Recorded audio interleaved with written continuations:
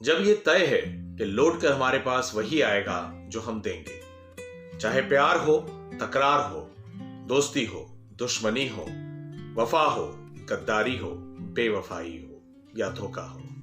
नमस्ते दोस्तों, खम्मा गणी। एक व्यक्ति रोजमर्रा की तरह अपने कामकाज के लिए निकला।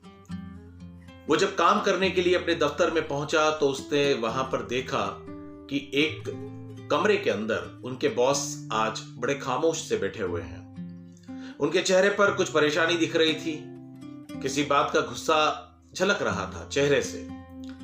थोड़ी देर बाद उस बॉस ने उसी कर्मचारी को अपने कैबिन में बुलवाया। उन्होंने देखा कि वहां पर कुछ फाइलें बिखरी हुई थी और उन्होंने उसके अंदर कुछ गलतियां निकाली, कुछ खामियां पाई।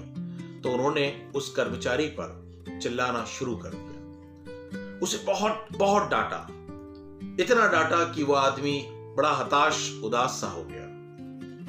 उसने इस बात के लिए स्वीकार भी किया अपने बॉस को कि ये जो मुझसे मिस्टेक हुई है इस कागजों में, मैं उसको सुधार लूंगा। और वो बड़ा बोझिल सा मन लेकर उस कमरे से बाहर निकल गया। उसका मन नहीं लग रहा था, उसके अंदर ही अंदर गुस्सा उबल रहा था कि मैं क्या करूं, कहां जाऊं, क्या बोलूं, किसको बोलूं। वो वहां से अपने घर की ओर निकला, उसी गुस्से के साथ जो उसने ऑफिस में मिला था।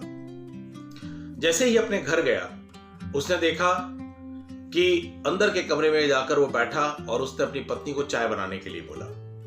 पत्नी चाय बनाकर लेकर आई। पत्नी ने बड़े अच्छे से पूछा कि आज कैसा क्या रहा आपका कामकाज। उस आदमी ने चाय का एक घूंटी पिया था और गुस्से में उठकर अपनी पत्नी को एक चाटा मार दिया और ये कहा, तुम्हें चाय तक बनाना नहीं आती।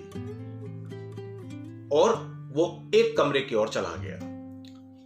जैसे ही ये घटनाक्रम यहां रुका, पत्नी बड़ी आंख बबूला हो गई।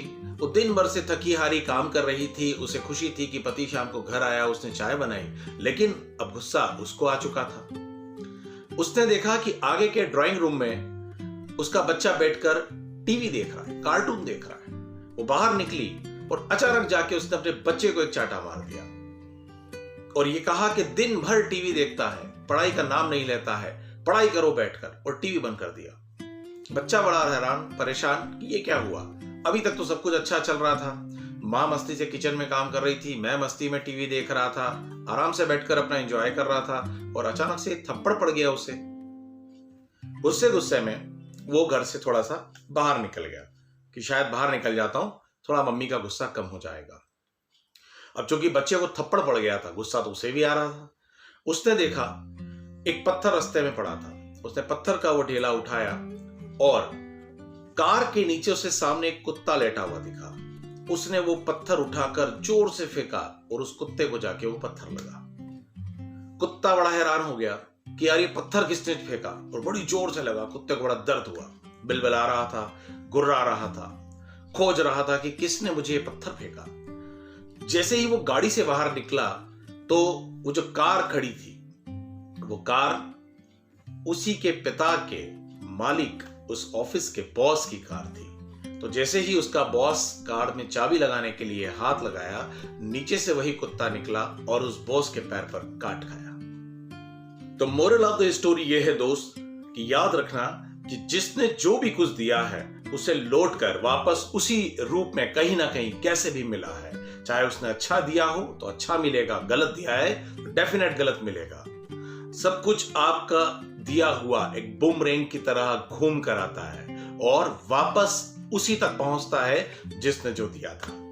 इसीलिए कुछ अच्छा दीजिए, अच्छा कीजिए, और अगर कोई गलत आपके साथ कर रहा है तो उसकी चिंता कतई मत कीजिए।